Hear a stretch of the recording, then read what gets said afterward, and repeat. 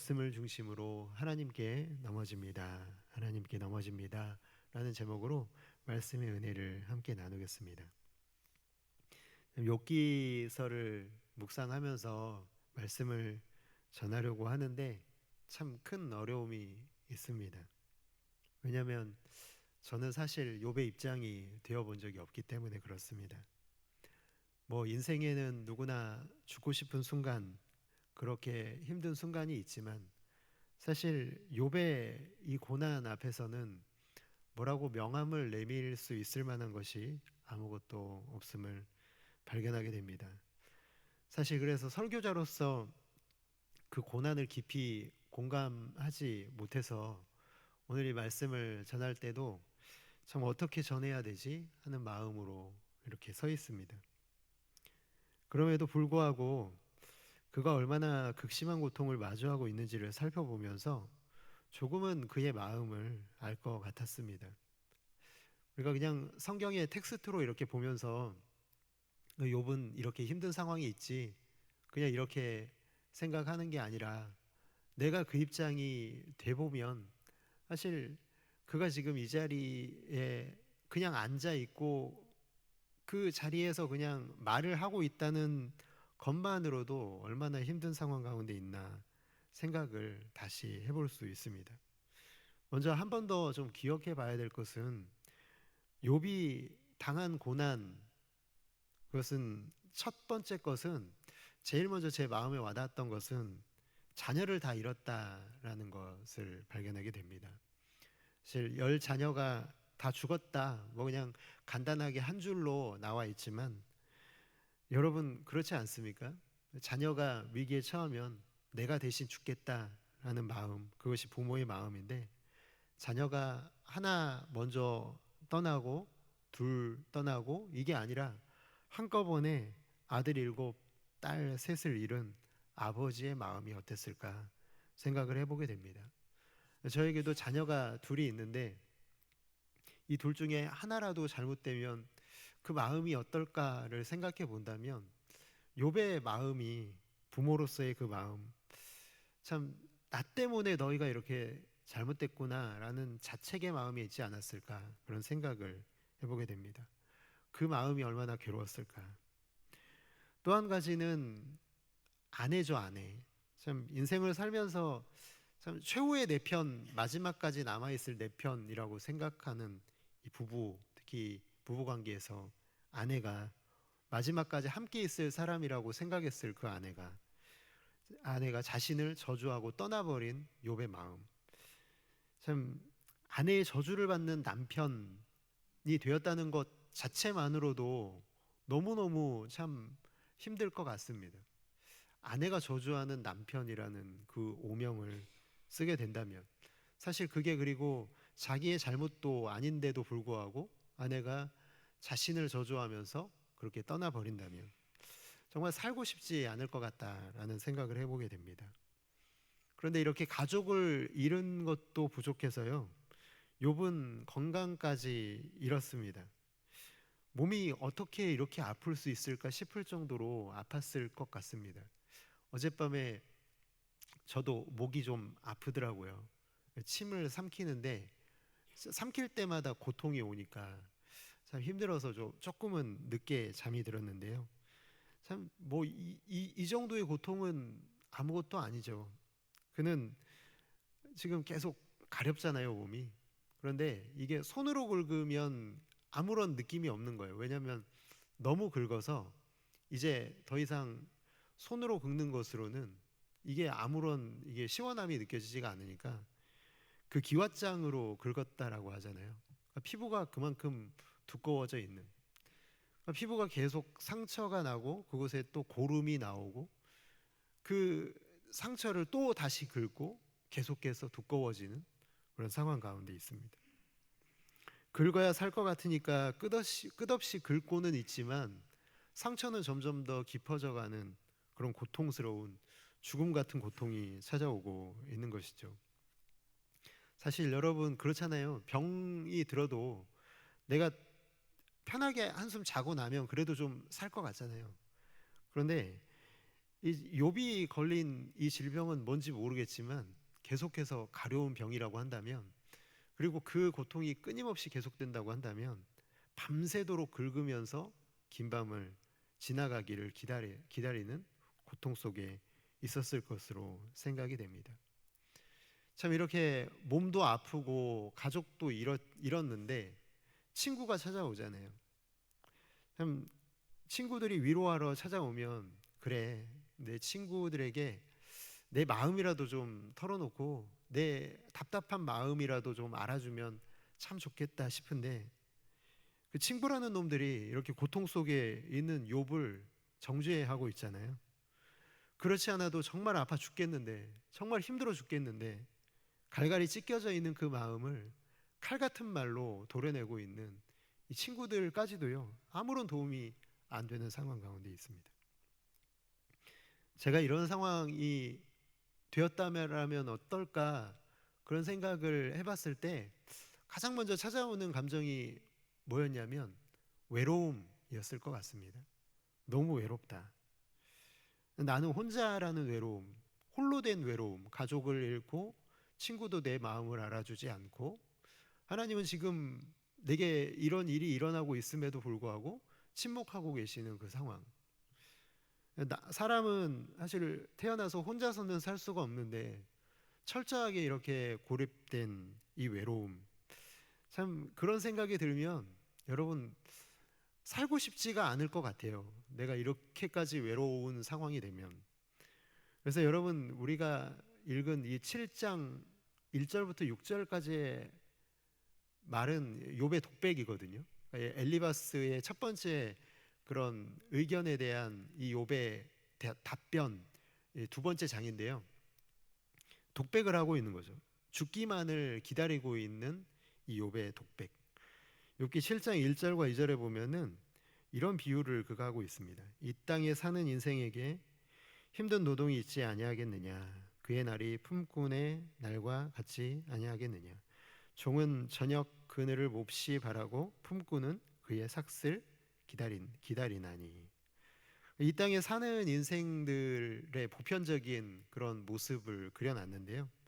그러니까 힘든 노동을 하고 있는 품꾼은 뭘 기다립니까? 한낮에는 정말 열심히 일하지만 품삯을 받는 시간을 기다리잖아요. 근데 그게 품삯을 받기 때문에 좋은 것도 있지만, 뭐가 좋냐면 품삯을 받는 시간이 되면 그날의 일이 끝나기 때문에 그날을 기다리는 겁니다. 그걸 더 잘 알 수 있는 게 2절이죠. 종의 모습이 그렇습니다.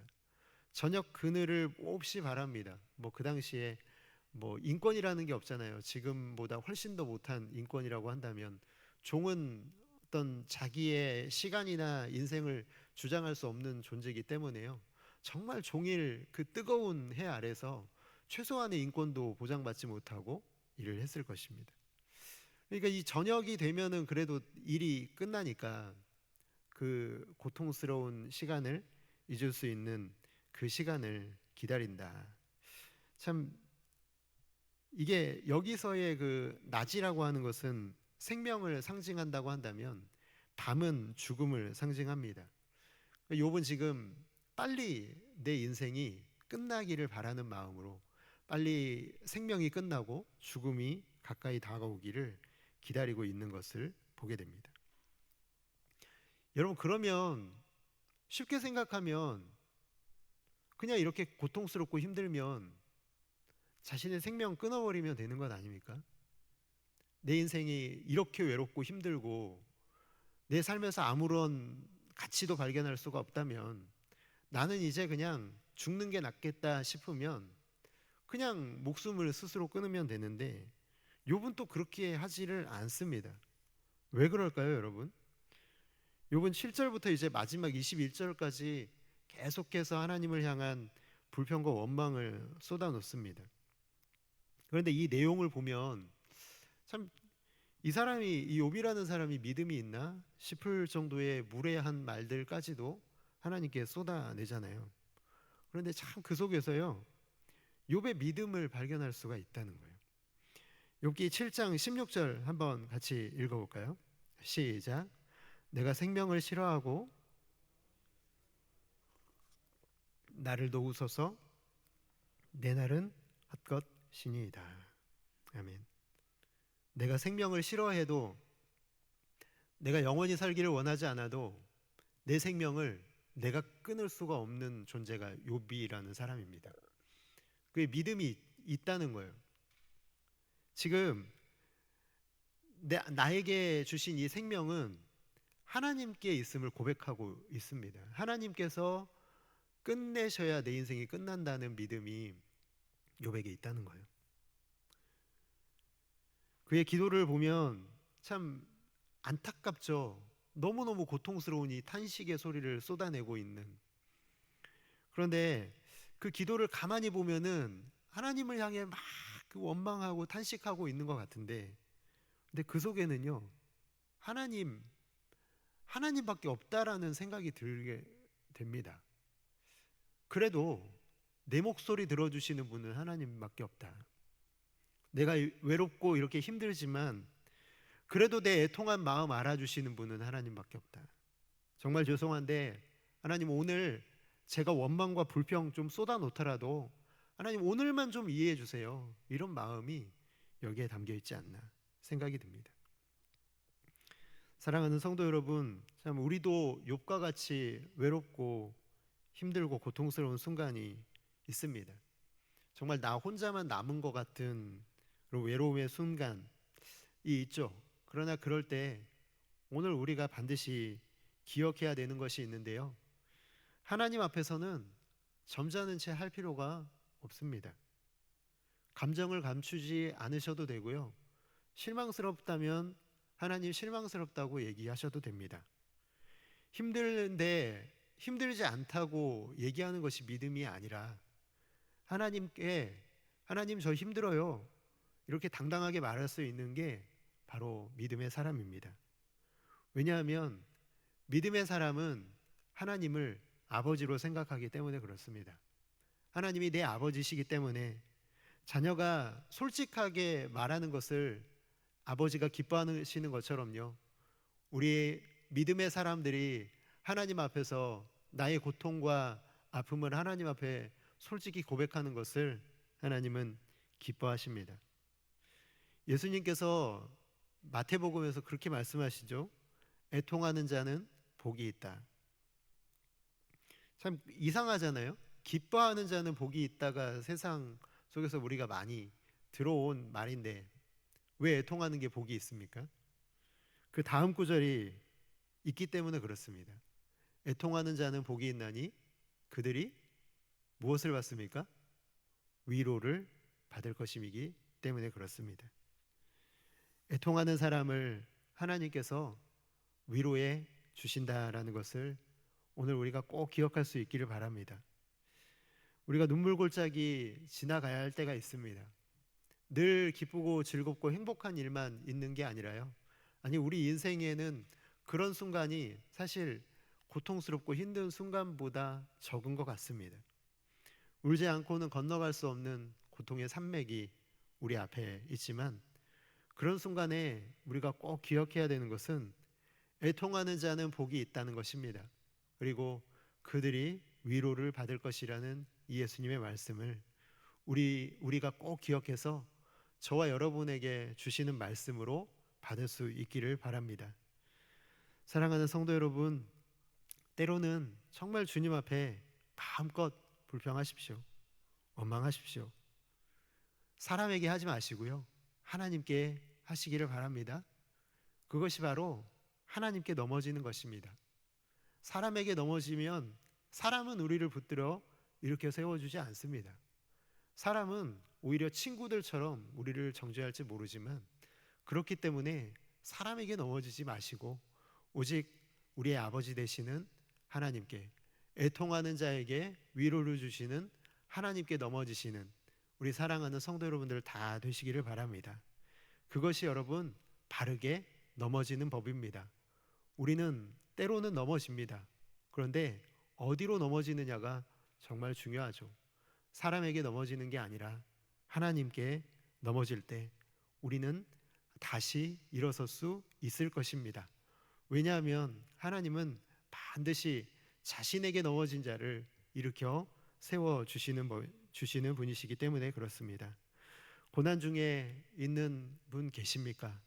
하나님께 모든 것을 쏟아놓고 기도하시고 하나님을 그 시간을 통해서 더 깊이 이해하고 사랑하고 의지하게 되시는 아름답고 귀한 성도 여러분 모두가 다 되시기를 주님의 이름으로 축복합니다.